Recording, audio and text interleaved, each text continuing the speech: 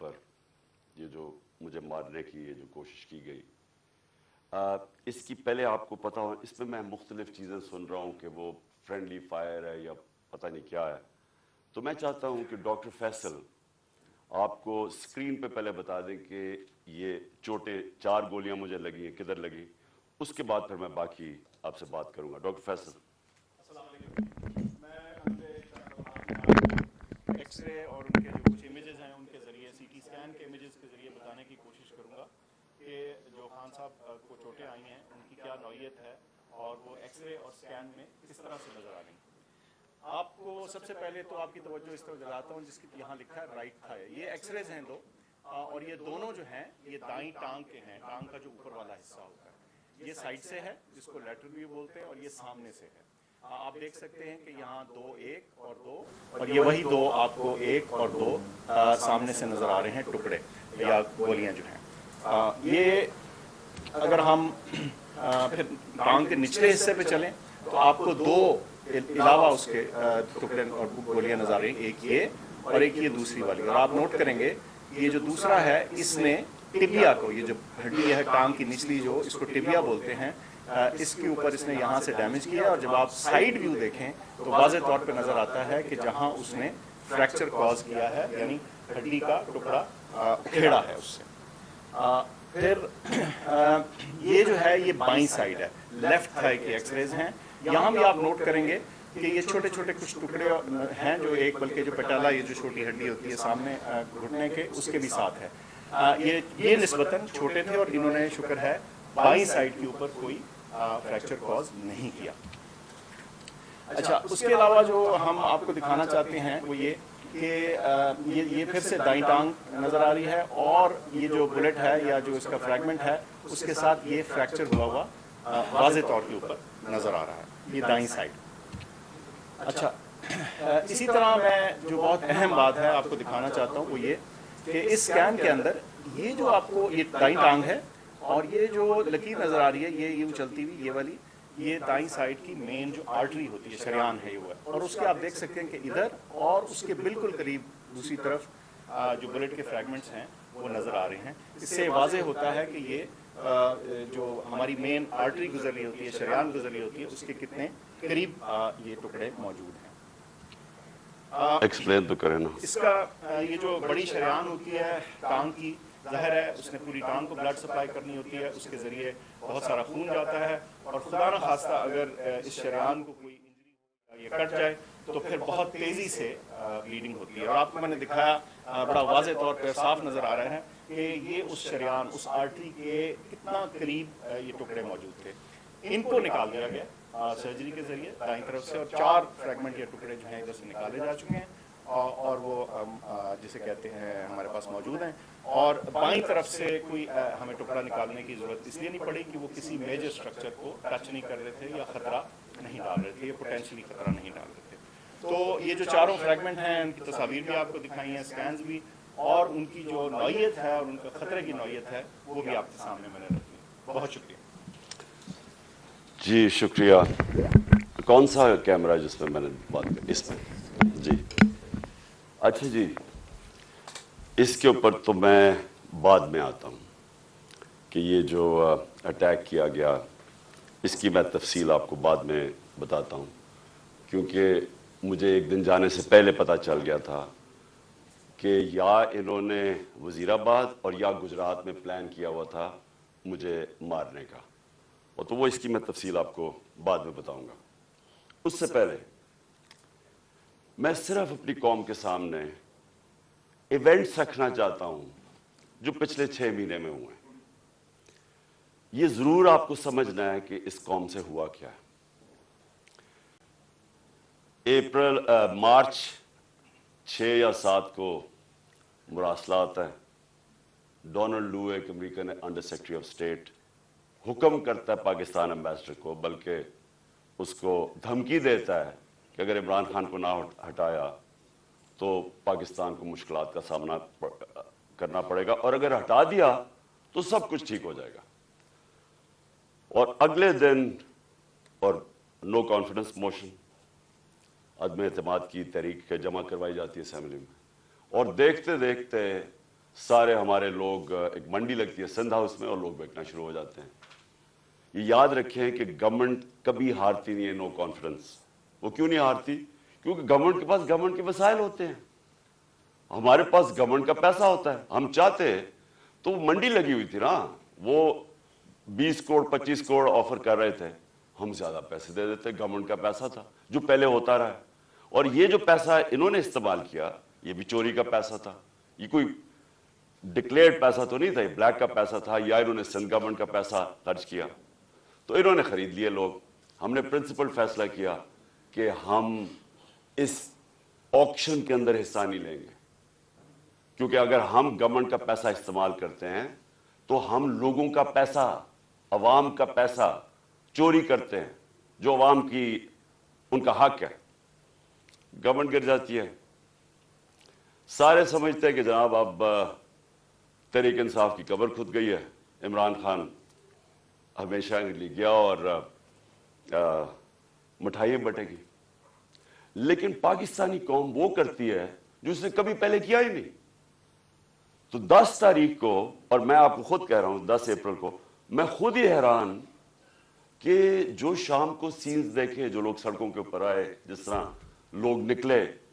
میں بشرا بیگم کے ساتھ بیٹھا تھا تو ہم خود حیران رہ گئے کہ یہ ہوا کیا ہے. ہوا یہ کہ یہاں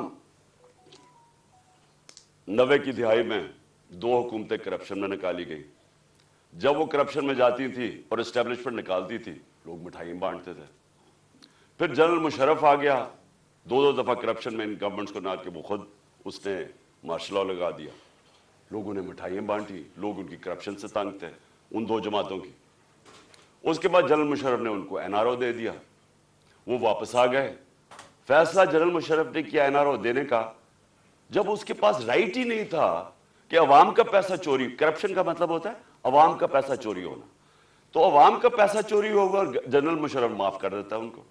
وہ آ جاتے ہیں اور 10 سال 4 گنا پاکستان کا قرضہ بڑھتا ہے. کرپشن کیسز انہی دوروں میں ان کے بنتے ہیں. یہ جو اب NRO لے رہے ہیں 2, یہ 95% کرپشن کیسز اس 10 سال کے بنے ہوئے تھے. 4 گنا پاکستان کا قرضہ بڑھ جاتا ہے. مجھے لوگ ووٹ دیتے ہیں اس لیے کہ لوگ ان سے تنگ تھے. اور اس کے بعد وہی اسٹیبلشمنٹ فیصلہ کرتی ہے کہ اب چینج کی وقت آ گیا اور وہ ان کو واپس لے آتی ہے. اور یہی کانسپریسی ہوتی ہے باہر, ایک بیرونی کانسپریسی اندر, اور یہ فیصلہ ہو جاتا ہے. کہتے ہیں جی ہم نیوٹرل ہو گئے ہیں. نیوٹرل کا کوئی بھی مطلب لے لیں, مطلب تو یہ ہے کہ انہوں نے پتا تھا کہ سازش ہو رہی ہے, راستہ نہیں روکا. یہ آ جاتے ہیں. اب ہوتا کیا ہے, اسٹیبلشمنٹ کو اس ملک میں عادت پڑ گئی تھی کہ جدھر وہ لوگوں کو دھکیلیں گے لوگ ادھر چلے جائیں گے. جب وہ چینجز لے کے آتے ہیں مٹھائیاں بنتی ہیں. اسٹیبلشمنٹ کو یہ عادت تھی. ان کو ایک دھچکا پڑا کہ اس باری پاکستانی قوم نے فیصلہ کیا کہ نہیں, یہ جو 30 سال سے ملک کو چوری کر رہے ہیں ہم ان کے ساتھ نہیں جانا چاہتے. اور اس لیے وہ پبلک سڑکوں پہ آ گئی. میں نے عوام سے میں اٹھا ہوا ہوں. میں نے تو میری کسی ملٹری اسٹیبلشمنٹ کے اندر میری پارٹی تو نہیں بنی تھی جس طرح نواز شریف بنا تھا یا جس طرح ذوالفقار علی بھٹو بنا تھا. میں تو 22 سال سٹرگل کر کے عوام سے اوپر آیا تھا. تو میں نے تو عوام میں واپس جانا تھا. اور عوام نے جس طرح میں اب کیا کہوں, میری پذیرائی کی, جس طرح انہوں نے میری حوصلہ افزائی کی, میں تو خود ہی اس پہ بھی حیران رہ گیا. گرمی کی انتہا, یعنی اس باری اپریل اور مئی دنیا میں کہتے ہیں کہ پاکستان سب سے گرم ملک تھا, اتنی گرمی تھی. اور ایک سے ایک بڑا جلسہ پبلک نے آنا شروع ہو گیا. ہم نے ایک لانگ مارچ اناؤنس کی 25 مئی کو. جب ہم نے لانگ مارچ اناؤنس کی تو انہوں نے 3 لانگ مارچز ہمارے خلاف کی. ہم نے سمجھا کہ آئین اور قانون ہمیں اجازت دیتا ہے, ہم نے ان کو کہیں روکا نہیں تھا, ہم نے ان کو اجازت دے دی تو یہ بھی ہمیں آنے دیں گے.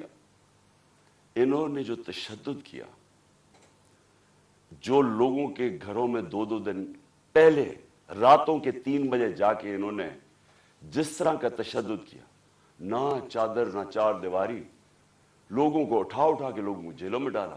کس وجہ سے؟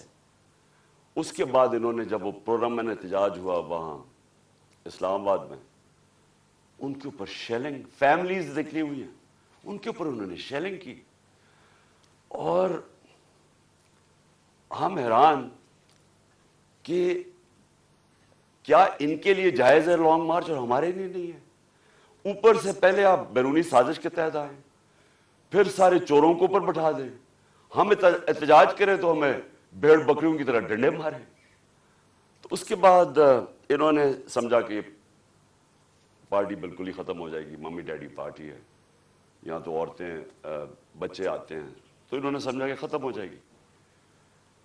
اور یہ سمجھے نہیں پاکستانی قوم کو, کیونکہ بند کمروں میں جب فیصلے ہوتے ہیں آپ کو نہیں پتا کہ گراؤنڈ کے اوپر کیا ہو رہا ہوتا ہے. جو انفارمیشن یہ لیتے ہیں, اگر ان کی انفارمیشن یہ کریکٹ ہوتی تو اس ملک میں اتنے زیادہ حادثے نہ ہوئے ہوتے. انفارمیشن کدھر سے آتی ہے, گراؤنڈ کا سچویشن نہیں پتا. جب دیکھ رہے ہیں کہ پبلک نکلی ہوئی ہے اور انہوں نے ریجیکٹ کر دیا ان کو, قوم نظر آ رہا ہے کہ امپورٹڈ گورنمنٹ کو ریجیکٹ کر رہی ہے, بجائے وہ سائنس دیکھنے کے لیے جس طرح بھیڑ بکریوں کو مار مار کے سیدھے نہیں کرتے, وہ شروع ہو گیا کرنا. بائی الیکشن آیا 17 جولائی کو. 17 جولائی کے بائی الیکشن میں ساری گورنمنٹ کی مشینری استعمال ہوئی. الیکشن کمیشن نے ہر قسم کی دھاندلی کی ان کے لیے. ای وی ایم مشین اس نے اس لیے نہیں آنے دی کیونکہ ان دونوں پارٹیز نے جعلی ووٹس رجسٹر کروائی ہوئی ہیں ہر حلقے میں. نہیں تو کامن سینس ہے کہ ساری ٹیکنالوجی کا استعمال کریں. جو 2015 کے اندر جو جوڈیشل کمیشن بیٹھی تھی دھاندلی پہ, اس میں ایک چیز واضح ہوگی کہ اگر آپ ای وی ایم مشینز لے آئیں تو 90% دھاندلی ختم ہو جاتی ہے. انہوں نے جان کے نہیں آنے دی, اس الیکشن کمیشن نے روکا. ان دونوں پارٹیز, انہوں نے مخالفت کی اور ہینڈلرز نے مخالفت کی, کیونکہ مینپولیٹ نہیں ہو سکتے الیکشن. اس کے بعد بٹن دباؤ تو رزلٹ آ جاتا ہے. ہم حیران, ہم چاہ رہے فری اینڈ فیئر الیکشن. پہلی دفعہ گورنمنٹ نے کوشش کی اور انہوں نے اپوز کیا. اس کے باوجود پی ٹی آئی سویپ کر جاتی ہے, تحریک انصاف جیت جاتی ہے, سارے دنگ رہ جاتے. پھر بھی سائنس نہیں پڑھے کہ قوم کدھر کھڑی ہے. اس کے بعد مزید اور پریشر, دھمکیاں, اور اس کے بعد کیا ہوتا ہے کہ ایک چینج ہوتا ہے, ایک ہینڈلر آ جاتا ہے Islamabad, Faisal, general Faisal, major general Faisal. وہ کہہ کے آتا ہے کہ میں اب تمہیں بتاؤں گا کہ میں کیسے ان کو سیدھا کرتا ہوں. اور سختیاں شروع ہو جاتی ہیں. جو تحریک انصاف کے لیے میڈیا کور کر رہے ہیں ان کے لیے سختیاں, جو جرنلسٹ تحریک انصاف کو فیور کر رہا ہے ان کے اوپر سختیاں. ہمارے ممبرز کو اپروچ کیا جا رہا ہوتا ہے کہ آپ ہمارے ایم پیز کو, یہ ذرا سنیں, ایم پیز کو ڈرایا دھمکایا جا رہا ہے کہ اس کو چھوڑو عمران خان کو. کیا ڈرایا دھمکایا جا رہا ہے کہ ہمارے پاس ہمارے کرپشن کیسز ہیں. اگر وہ نہیں مل رہا ہے تو ہمارے پاس ویڈیوز ہیں, آپ کی گندی ویڈیوز ہیں, وہ ہم بلیک میل کرنے کے لیے. یہ تماشا ہو رہا پاکستان میں کہ ہماری اپنی ایجنسیز اپنی ڈیموکریٹک پروسیس کو چلنے نہیں دے رہی اور یہ استعمال کر رہی ہیں. بجائے ریئلائز کریں کہ آپ نے غلطی کر دی ہے. لوگ چور نہیں ایکسیپٹ کر رہے ہیں, اس کے باوجود ایک غلطی کو دہراتے جا رہے ہیں اور فورس کرتے جا رہے ہیں لوگوں کو. دھمکیاں آنی شروع ہو گئی. مجھے تب پتا چلا کہ میرے اوپر ایک انہوں نے پلان بنایا, کیونکہ آپ اچھا پھر الیکشن کمیشن کو استعمال کیا جا رہا ہے کسی طرح عمران خان کو ڈسکوالیفائی کرو. فورن فنڈنگ کیس, پتا چلا وہ فورن فنڈنگ ہی نہیں ہے, اس کو ہمیں لٹکایا کہ فورن فنڈنگ میں اب پارٹی جائے گی. پتا چلا وہ پروہیبٹیو فنڈنگ ہے, اس کے اندر پارٹی ڈسکوالیفائی نہیں ہو سکتی. ادھر سے چینج کر کے توشہ خانہ آ گئے. توشہ خانہ کا سارا ریکارڈ توشہ خانہ کے اندر پڑا ہے. جو چیز بھی ہے وہ اس کے اندر پڑی ہے. اس میں کوئی گنجائش ہی نہیں ہے چوری کی. اگر آپ ہے تو وہ ایک دم پکڑے جاتی ہے. توشہ خانہ کیس چلا گیا اس پہ, جی اب توشہ خانہ میں ڈسکوالیفائی کر دیتا ہے. وہ وکیل جا کے اس سے پوچھ رہا ہے کہ کس بیسس پہ ایک الیکشن کمیشن نے ڈسکوالیفائی کر دی. کیوں جی, وہ وہاں نواز شریف کا حکم آیا ہوا ہے کہ عمران خان کو ہمیں اکٹھا لیول پلینگ فیلڈ دو. वो आदमी जो अरबों रुपया इस मुल्क का चोरी करके बाहर लेके जाता है, जो हुदैबा पेपर मिल्क, ये हुदैबा पेपर मिल्क समझ लें, इसहाक डार ने जज के सामने अपनी फ्री विल से स्टेटमेंट दी हुई है, जिसको सेक्शन 164 कहते हैं। 164 बयान जो है वो जेल में नहीं दिया जाता, वो आप जज के सामने जाके कन्फेस करते हैं कि ये मैंने किया है। तो ये 25 अप्रैल 2000 में इसहाक डार वहां बयान देता है कि मैं शरीफ खानदान के लिए पैसे चोरी, इनके चोरी का पैसा मनी लॉन्डर करता हूं इंग्लैंड। वहां काजी फैमिली के बेनामी अकाउंट्स खोले जाते हैं, शरीफ फैमिली का वहां से, और फिर रेमिटेंसेस दिखा के पाकिस्तान आता है और शरीफ फैमिली के अंदर चला जाता है। यानी सीधी सीधी चोरी। हुदैबा पेपर मिल्क में एनआरओ मिल जाता है, डिस्पाइट कि वो इसहाक डार कह रहा है कि मैं कन्फेस कर रहा है कि मैं मनी लॉन्डर हूं शरीफ खानदान का, और इनको बता रहा है कि करप्ट है, एनआरओ मिल जाता है। वो नवाज शरीफ जो फिर एवंसफील्ड अपार्टमेंट उसकी पैनामा पेपर्स के अंदर पकड़ी जाती है, तस्लीम कर देता है हमारी। अब पैसा किधर से आया वो बता नहीं सकते, कभी कतरी खाता आ जाता है, फिर एक कोई फेक डीड आ जाती है, ट्रस्ट डीड, वो क्लेबरी फॉन्ट वाली, झूठ पे झूठ बोले जा रहे हैं। आज तक एक डॉक्यूमेंट नहीं बताई कि लंदन के सबसे महंगे इलाके में 4 अपार्टमेंट्स आपकी जो आप तस्लीम कर रहे हैं हमारी हैं, और कह रहे हैं कि जनाब इमरान खान को और मुझे एक ही तरह लेवल प्लेइंग फील्ड दो। इमरान खान ने अपने लंदन का फ्लैट 34-35 साल पहले लिया, क्रिकेट खेलता था इंटरनेशनल। अदालत ने जब मांगा सारा रिकॉर्ड दिया। रिकॉर्ड का मतलब कि एक 40-40 साल के कॉन्ट्रैक्ट्स दिखाए गए, किधर से पैसा आया, कैसे फ्लैट खरीदा, बेचा कितने का, मनी ट्रेल पाकिस्तान बैंकों के थ्रू पैसा आया।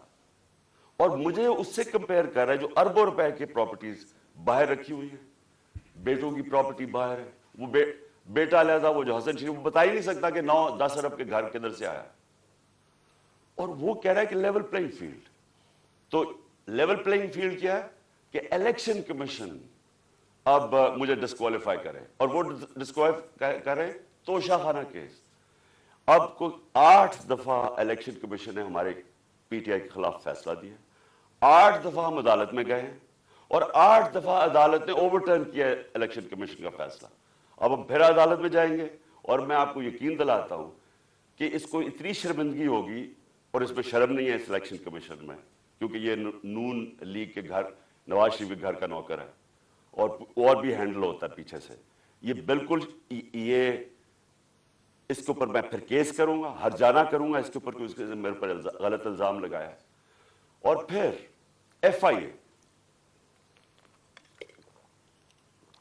केसेस कर रही है। एक पॉलिटिकल पार्टी जिसने लीगल फंड रेजिंग की है पाकिस्तान में, वो तहरीक इंसाफ है। 40,000 का हमारा डेटाबेस है, किसी पार्टी के पास है ही नहीं, इनके पास कोई डेटाबेस ही नहीं है। अच्छा, वो इनसे पूछ ही नहीं रहा कि किधर से आपने पैसे इकट्ठे किए। जिस पार्टी ने पैसे इकट्ठे किए उनसे पूछ रहा है। अच्छा, वो जवाब भी दे रहे हैं। अब वो क्या कर रहे हैं कि जिन्होंने 10-10 साल पहले पैसे दिए थे पीटीआई को, उनको एफआईए कांटेक्ट करके उनको हरास कर रही है, ताकि पीटीआई के जो डोनर्स हैं वो भाग जाए पीटीआई से, कि पैसा ना इकट्ठा कर सके पीटीआई। वो पार्टी जो पब्लिक से पैसा, जो सारी दुनिया में होता है, उस पार्टी को बंद करने की कोशिश कर रहे हैं। वो जो 2 पार्टीज बता ही नहीं सकती कि पैसा किधर से इकट्ठा करते हैं, और इसका वर्ड है क्रोनी कैपिटलिज्म। ये पहले बिजनेसमैन के साथ बिजनेस करते हैं, और फिर उनसे फिर उनको पैसे, उनको मौका देते हैं पैसे बनाने का, फिर उनके साथ या प्रॉफिट शेयरिंग करते हैं, और फिर उन्हीं से डोनेशन ले लेते हैं। इनके पास तो डोनर बेसिक कोई नहीं है। हम क्यों फैसले कर सकते हैं पब्लिक के लिए? हम क्यों बड़े बड़े माफियाज के खिलाफ खड़े हुए, जिस तरह शुगर माफिया? क्योंकि हमारे पास पब्लिक का डोनर बेस है, हम पब्लिक से पैसे इकट्ठे करते हैं, इसलिए हम पब्लिक इंटरेस्ट के लिए खड़े हो सकते हैं। ये है छोटी सी एलीट इंटरेस्ट प्रोटेक्ट करने के लिए माफियाज के साथ आई। तो एफआईए हमारा नुकसान पहुंचा रही है हमें, कि हमारे केसेस, ताकि हमारे डोनर्स भाग जाए। اس کے علاوہ انہوں نے صحافیوں سے کیا کیا؟ جب سے یہ آئے ہیں Faisal, general Faisal, major general, جو صحافیوں سے کیا انہوں نے، یہ پاکستان، مشرف کے مارشل لاء مجھے یاد ہے، مجھے اس نے جیل میں ڈالا، لیکن مشرف کا مارشل لاء لبرل تھا. اس کے مقابلے میں جو آج کل ہو رہا ہے، جو صحافیوں سے ہو رہا ہے، جو عمران ریاض اس کو پکڑ کے جیل میں، پھر ایاز امیر اس کو مار پٹوائی، ذلیل کروایا، سمیع ابراہیم سینئر ریسپیکٹڈ لوگ، اس کو غلام حسین چودھری تقریباً 80 سال کا، اس کو پکڑ کے جیل میں ڈال دیا. اور جو ارشد شریف سے کیا، یعنی یہ قوم کبھی معاف ہی نہیں کرے گی ان لوگوں کو جنہوں نے ارشد شریف میری نظر میں پاکستان کا نمبر 1 انویسٹیگیٹو جرنلسٹ تھا اور نمبر 1 کریڈیبلٹی تھی. سب کو پتا تھا کہ یہ بکتا نہیں ہے، سب کو پتا تھا اس کا خوف کسی سے نہیں. اس سے جو کیا ہے، ملک سے باہر بھاگ، مجھے پتا ہے اس کے پیچھے کون پڑا ہوا تھا. ارشد شریف کے گھر والوں کو پتا ہے کہ کون پڑا ہوا تھا اس کے پیچھے، صحافیوں کو پتا ہے کہ کون اس کے پیچھے پڑا ہوا تھا، کہ کیوں اس کو ملک چھوڑ کے جانا پڑا، اور پھر کیوں وہ دبئی سے آگے جانا پڑا اس کو. سب کو پتا ہے کہ کون پیچھے پڑا ہوا تھا اس کے. اور جو اس کی شہادت ہوئی، یہ اس ملک کی تاریخ کا میں سمجھتا ہوں افسوسناک موڑ ہے کہ جتنی صحافت اوپر چلی جاتی ہے، معاشرے کو وہ لفٹ کر دیتی ہے، معاشرے کی ویلیوز لفٹ کر دیتی ہے، معاشرے کو امر بالمعروف پہ لگا دیتی ہے. یہ صحافیوں کا کام ہوتا ہے، موریلٹی معاشرے کی ریز کرے. اور جدھر کون آج کل فیورٹس بنے ہوئے ہیں؟ لفافے، جو زبیر بیچنے والے صحافی، جن کی کریڈیبلٹی کوئی نہیں ہے. آپ صرف یہ دیکھ لیں کہ کن لوگوں کی آج ویورشپ اوپر ہے اور کن کی نیچے ہے، آپ کو پتا چل جائے گا عوام کدھر کھڑی. عوام بیوقوف نہیں ہے. یہ جو عوام آپ کو بار بار میسیجز بتا رہی ہے کہ وہ ایک ابراہیم لنکن کی سیئنگ ہے کہ you can't fool all the people all the time. تھوڑا وقت سب کو پاگل بنا سکتے ہیں، سارا وقت کبھی کوئی انسان نہیں، معاشرہ پاگل نہیں بن سکتا. تو لوگوں کو پتہ ہے کیا ہو رہا ہے اور لوگ بتا رہے ہیں. پھر الیکشن ہوا، بائی الیکشن ہوا ہمارا، 9 سیٹوں پہ میں کھڑا ہوا صرف ایک پوائنٹ بتانے کے لیے کہ عوام کدھر کھڑی. 9 سیٹوں میں سے 8 جیتا. یہ ورلڈ ریکارڈ ہے، دنیا میں کبھی ایک پارلیمنٹیرین 12 سیٹیں نہیں ایک اسمبلی میں جیتا. پھر عوام بتا رہی ہے وہ کدھر کھڑے ہیں، لیکن نہیں، عوام کی نہیں سننی. کسی طرح عمران خان کو ڈسکوالیفائی کرو، کسی طرح اس کے اوپر کیسز بناؤ، کسی طرح اس کو گندا کرو، اس کے اوپر مڈ سلنگنگ کرواؤ، اس کو ثابت کرو کہ جناب یہ بھی باقیوں کی طرح ہے، اور یہ ثابت کرو کہ جناب یہاں پولیٹیشنز یہ تو سارے ایک ہی طرح کے ہیں اور جو بھی فیصلہ ہوگا وہ پیچھے بیٹھ کے ہینڈلز کریں گے. لیکن جب انہوں نے دیکھا جلسے ریکارڈ، میں پتہ نہیں 60-70 کتنے جلسے کر بیٹھا ہوں، میں نے کبھی پاکستانی قوم کو ایسے نہیں نکلتے دیکھا. الیکشن ریزلٹس آپ کے سامنے. انہوں نے فیصلہ کیا، اور فیصلہ پہلے کیا مجھے مروانے کا. 4 لوگوں نے بند کمرے میں فیصلہ کیا مجھے مروانے کا. میں ٹی وی پہ جا کے لوگوں کو بتایا کہ انہوں نے فیصلہ کیا. میں نے ویڈیو بنائی، 4 لوگوں کے نام میں نے دیے، میں نے ویڈیو باہر رکھی ہوئی ہے کہ اگر مجھے کچھ ہوا یہ ویڈیو ریلیز کریں گے، تاکہ یہ 4 لوگ یہ نہ ہو کہ یہاں ہمیشہ کوئی مر جاتا ہے تو اس کا کوئی پوچھتا نہیں ہے بعد میں. تو میں کہا تاکہ قوم، دنیا کو پتا ہو، میرے ملک کو پتا ہو کہ کس نے یہ کیا ہے. اس کے بعد یہ فیصلہ، یہ بند کمروں میں کہ اس کو اب کسی طرح عمران خان کو مارو.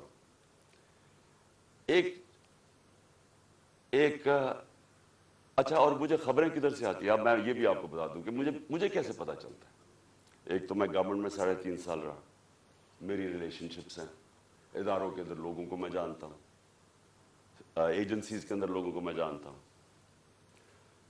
ویسے جو اداروں کے اندر، سارے اداروں کے اندر जो बाहरी अक्सरियत है वो सब मुतनफर है जो हो रहा है पाकिस्तान के साथ, जो इन्होंने 6 महीने में किया मुल्क के साथ, जो महंगाई के अंदर लोगों के हालात हैं, माइशत नीचे जा रही है, इंडस्ट्री नीचे जा रही है, एक्सपोर्ट्स नीचे जा रही है, टैक्स कलेक्शन नीचे जा रहा है, रेमिटेंसेस नीचे जा रही है, जो किसान है, जो रिकॉर्ड हमारी 17 साल में ग्रोथ रेट थी एग्रीकल्चर में, ज़राअत में 4.5%, वो आज नीचे चले गए।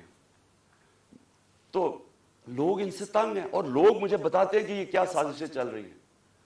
तो दूसरी इन्होंने साजिश क्या की, इन्होंने, और इसके ऊपर अब मैं आने लगा हूं, ये जो हुआ, ये जो मुझे ये गोलियां लगी, ये साजिश क्या थी, इन्होंने फैसला किया कि एक ऐसा सलमान तासीर टाइप कत्ल करो इमरान खान। इसके ऊपर पहले इसे कहो कि जनाब ये इसने मजहब की तौहीन की है या तौहीन रसालत की है, उसके ऊपर कोई इन्होंने टेप्स टूप्स बनाई, उन्होंने वो रिलीज भी की, वो लोग चलाए और वो नून लीग के लोग उसको प्रोजेक्ट करना शुरू हो गए। पता था मुझे कि कौन इसको प्रोजेक्ट कर रहा है। हमें यह इतना आसान है आजकल के ज़माने में पता चलवाना, क्योंकि ये तो डिजिटल वर्ल्ड है, आप पता चलवा सकते हैं किस अकाउंट से चीज़ें प्रोजेक्ट की जा रही हैं। तो ये पहले तो ये प्रोजेक्ट किया गया कि इमरान खान ने दीन की तौहीन की है। उसके बाद प्लान इनका ये था, जो इन्होंने किया इस दिन ये वजीराबाद में, कि कहेंगे जी दीनी इंतहा पसंद इमरान खान को कत्ल कर दिया जिस तरह सलमान तासीर को किया, क्योंकि इसने कोई मजहब की तौहीन कर दी। ये प्लान बना। मैंने ये प्लान जलसे के अंदर 24 सितंबर को अवाम के सामने रखा, और मैं ये चाहता हूं कि ये बिल्कुल इसी स्क्रिप्ट के ऊपर हुआ जो कि वजीराबाद में हुआ। तो ये पहले जरा मैं चाहता हूं आप सारे ये जरा एक दफा देखें कि ये हुआ क्या था, ये मैंने क्या कहा था 24 सितंबर को।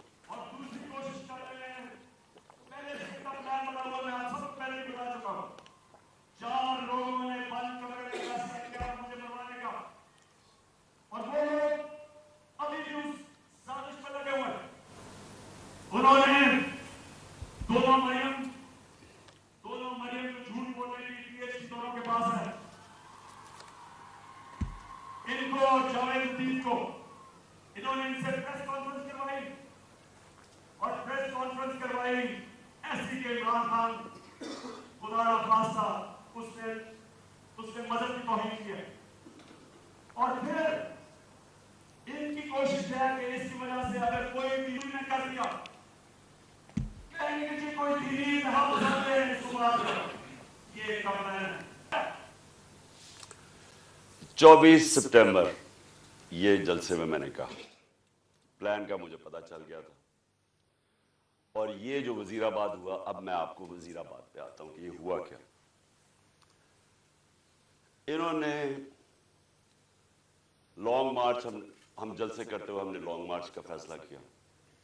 लॉन्ग मार्च से डर गए, पब्लिक इन्होंने देख ली थी कि हमारे साथ हैं, और इन्हें पता था कि मैंने अब जो गलतियां की थी पिछली बारी, और मुझे पता चल गया था इनका प्लान है, मैंने अब एक और प्लान बनाया हुआ था। और मैं आज ये अभी एंड में मैं आपको बताऊंगा कि मार्च का करना क्या है। लेकिन मुझे पता था कि जो अवाम ने निकलना है इस बारी, चाहे ये जितनी मर्जी पुलिस बुला लें, चाहे रेंजर्स बुला लें, चाहे टीयर गैस शेल्स तैयारी कर लें, जब अवाम का समुंदर निकलता है, वो कहते हैं no power can stop an idea which time has come. जब एक नजरिए का वक्त आ जाता है, उसको कोई नहीं रोक सकता। तो इनको, मुझे पता था कि इस्लामाबाद में, और इंशाल्लाह ये मैं साबित करूंगा, इतनी पब्लिक ने आना है कि इस मुल्क की तारीख में कभी पब्लिक इतनी निकली नहीं है। और वो ये भी खौफजदा थे, हैं बड़े बुज़दिल। आपको पता है करप्ट लोग, दो किस्म के लोग बड़े बुज़दिल होते हैं, एक जालिम और एक करप्ट। ये हमेशा बुज़दिल होते हैं। करप्ट इसलिए कि उन्होंने पैसा बचाना होता है, क्योंकि उन्होंने चोरी का पैसा बनाया होता है, सारा वक्त डर होता है कि कहीं चोरी का पैसा ना चला जाए, और वो फिर उस पैसे को बचाने के लिए हर इंतहा पे जाते हैं।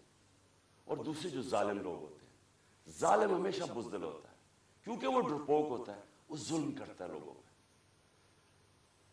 अब 3 लोगों ने ये प्लान बनाया और मुझे क्या, अच्छा ये वो 3 लोग नहीं हैं जो 4 लोगों के मैंने नाम पहले बताए थे जिन्होंने पहले फैसला किया था, जिनके ऊपर मैंने टेप बनाई, ये 3 और हैं।